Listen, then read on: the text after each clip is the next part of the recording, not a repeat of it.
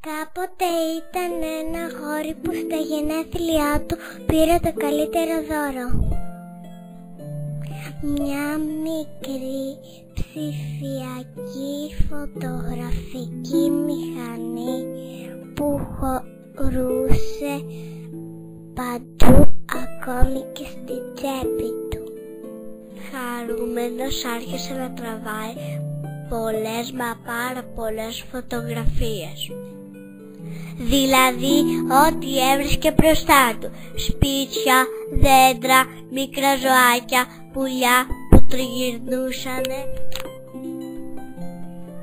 αλλά και μερικούς συμμαθητές του που μάλωναν.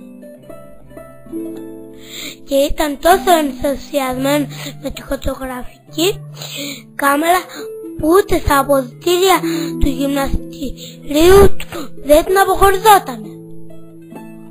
Το βράδυ όλη η παρέα μαζευόταν στο σπίτι του και βλέπαν τις φωτογραφίες στον υπολογιστή και γελούσαν.